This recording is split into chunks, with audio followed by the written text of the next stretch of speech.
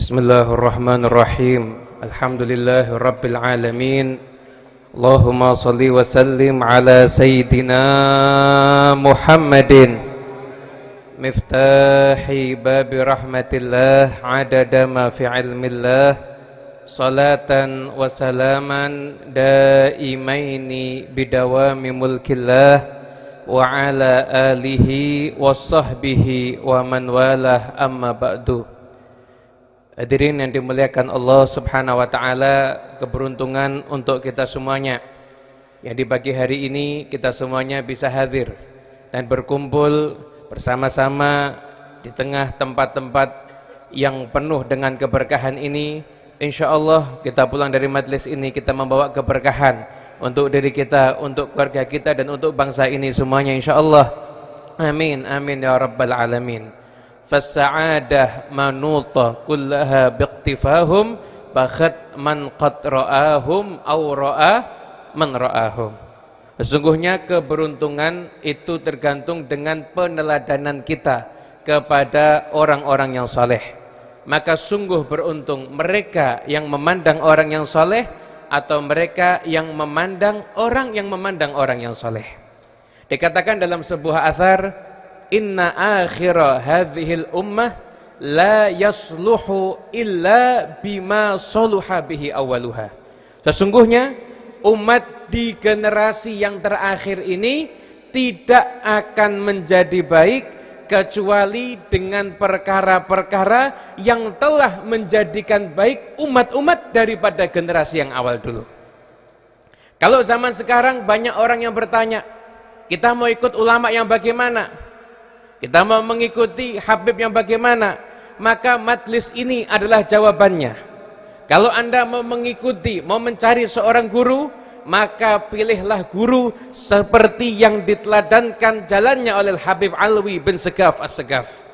Bagaimana tadi kita dengarkan riwayat hidup beliau, inilah cerminan daripada jalan hidup anak cucu Nabi besar Muhammad sallallahu alaihi wasallam yang telah meneladani kakeknya. Wa hahiya a'malun khalat an syawaibin wa ilmun wa akhlaqun wa kathratu awradi.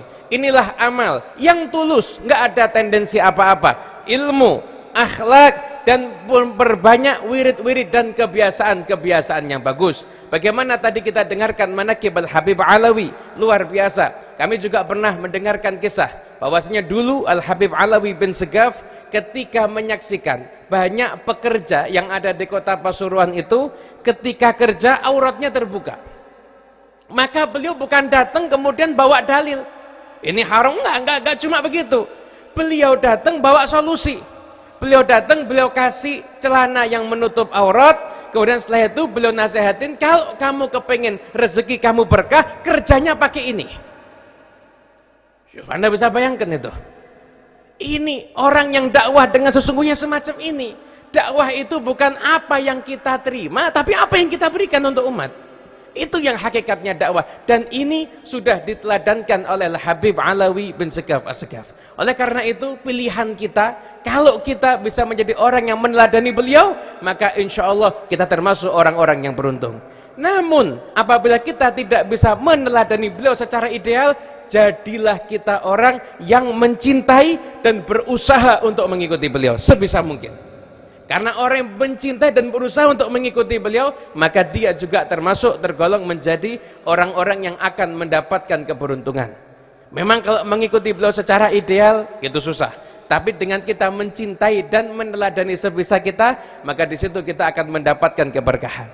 Kita bisa lihat dengan kita hadir di tempat ini, kita telah menunjukkan cinta kita kepada beliau. Tinggal sampai di rumah nanti, bawa teladan Habib Alwi ke rumah kita.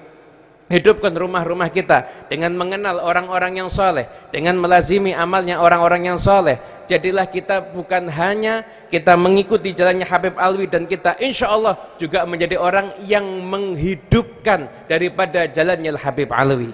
Mereka orang-orang soleh, aulia Allah wassalihin, mereka semuanya adalah orang yang pandai membalas budi. Mereka adalah orang yang pandai membalas kebaikan. Kalau kita saat ini kita berjuang untuk memperjuangkan apa yang telah Habib Alwi perjuangkan selama hidup beliau, kita ikut memperjuangkan itu, maka demi Allah Habib Ali akan jauh memperjuangkan kehidupan kita di dunia ini sampai di akhirat nanti insya Allah. Mereka orang ahlul wafa, mereka orang-orang yang pandai membalas kebaikan, mereka nggak akan melupakan pecintanya. Awama alim tabi annana ahlul wafa wa muhibbina mazala tahta liwana. Orang-orang soleh itu, siapa yang mencintai mereka, maka selalu di bawah bendera mereka. Jadi kalau kita ini sekarang berjuang menghidupkan jalannya orang-orang yang soleh, berjuang kita mengajarkan apa yang pernah diajarkan sama Habib Alwi, berjuang meneruskan perjuangannya Habib Alwi, maka insya Allah Habib Alwi akan lebih berjuang lagi demi kehidupan kita di dunia ini sampai di akhirat nanti. Satu kisah sebagai penutup, kisah ini merupakan hadis yang pernah disampaikan oleh junjungan kita Nabi Agung Muhammad sallallahu alaihi wasallam. Pernah suatu ketika Nabi SAW bercerita bahwasanya ada seorang alim dari generasi yang terdahulu, ketika dia di suatu perjalanan sampai di padang pasir, maka bekal minumannya itu habis. Kemudian setelah itu yang namanya kehabisan bekal di padang pasir itu udah nggak ada solusi. Loh, kita kehabisan bekal, sekarang bawa uang mau cari apapun juga di jalan banyak. Ini kehabisan bekal di padang pasir, mau cari warung nggak ada warung, mau cari mata air nggak jelas di mana. Dalam keadaan dia meneruskan perjalanan, akhirnya semakin kehausan sampai sudah tetes darah terakhir mungkin. Udah nafas penghabisan, nggak lama lewat seorang preman. Nah, preman itu ketika itu dia membawa minuman.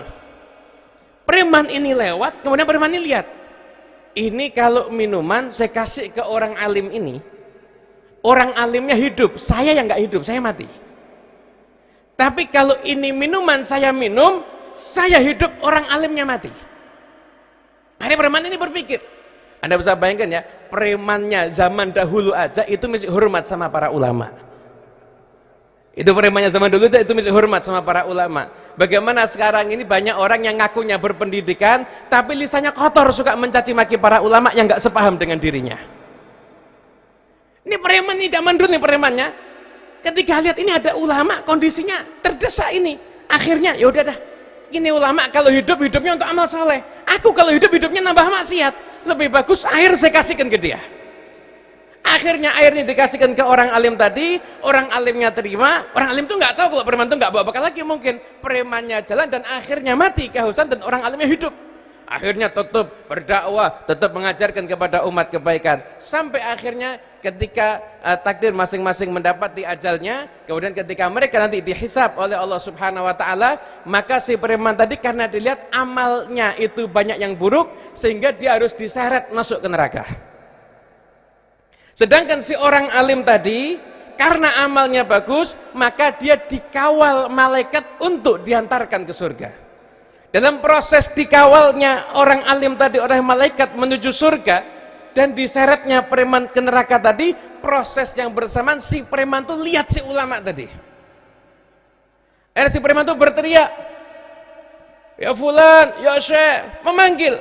Dan akhirnya orang alim tersebut mengenali suara itu. Kemudian ketika melihat orang ini yang pernah menolong dia di padang pasir, maka orang itu kemudian sujud dan dia minta kepada Allah Ta'ala untuk bisa memberikan syafaat kepada preman tersebut. Dan kata Allah Ta'ala, pegang tangannya, gandeng dia menuju surga. Keberkahan daripada orang yang dia itu punya jasa di depan seseorang yang punya kedudukan tinggi di sisi Allah Subhanahu wa Ta'ala. Oleh karena itu, pulang dari majelis ini, kita semuanya punya tugas. Jadikan diri kita nanti di akhirat pantas untuk ditolong oleh para aulia Allah wassalihin. Dengan apa kita bisa memantaskan diri kita agar nanti para aulia Allah wassalihin di akhirat bahkan di dunia insya Allah akan memberikan pertolongannya kepada kita semuanya. Insya Allah kita semua menjadi orang yang beruntung di dunia dan di akhirat. Rabbi fanfa'na bi barakatihim wa hdinal husna bi hurmatihim wa amitna fi tariqatihim wa mu'afatin minal fitani wal afu minkum. Wassalamualaikum warahmatullahi wabarakatuh.